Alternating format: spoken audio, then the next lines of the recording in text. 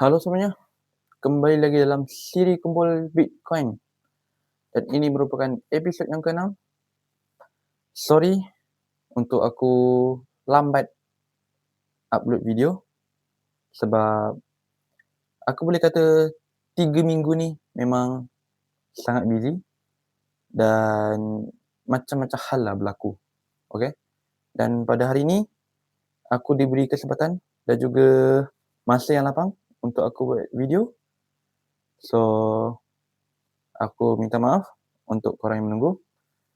Dan sebelum aku start video ni, aku nak cakap video ni bukan financial advice. So, sebelum korang beli ataupun korang terjun dalam dunia kripto ni, do your research and analysis. So, kita akan teruskan videonya. So, sekarang kita akan buat pembelian Bitcoin. Tetapi untuk episod kali ni, kita akan beli sebanyak RM50 sahaja. Sebab sekarang aku mengalami masalah capital. Tetapi masalahnya just a small thing lah, okay? So, never mind. Aku akan tetap teruskan siri kumpul Bitcoin ni.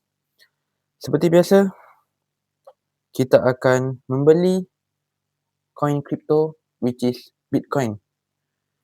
Harga tengah turun, market tengah merah, full bearish, okay?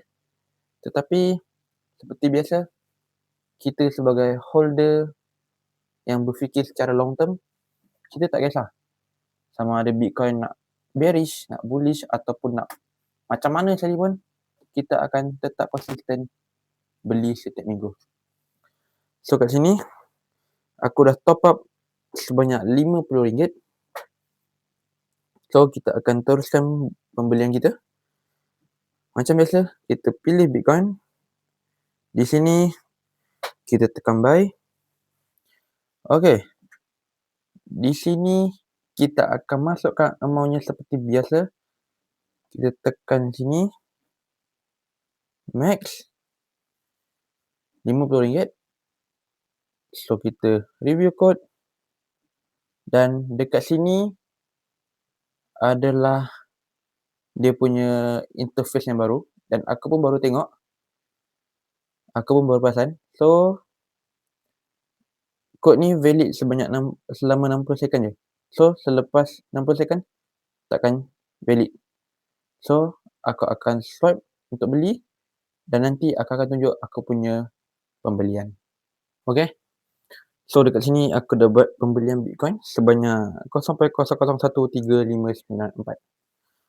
So, kat sini kita boleh check kita punya Bitcoin. Tekan go to BTC wallet. So, dekat sini kita ada total Bitcoin sebanyak 0.00691112. So, macam tu saja untuk video pada kali ini. Sangat pendek. Tetapi, macam aku cakap, kita sebagai holder yang berfikir secara long term, kita akan beli saja Bitcoin secara konsisten. So, aku rasa itu saja untuk video ni. Dan aku nak bagi tahu, sekarang pendapat aku lah, Luno punya apps more convenient. Sebab tadi pun aku beli Bitcoin ni, aku just swipe je. Tak perlu masukkan PIN, tak perlu masukkan apa sekarang ni. Tetapi kalau swipe ni, aku rasa kalau swipe ni, feature swipe ni tiba-tiba delay ke apa, mungkin dia akan minta kita punya password sendiri. So, whatever happen, you need to remember your password Luno. Okay?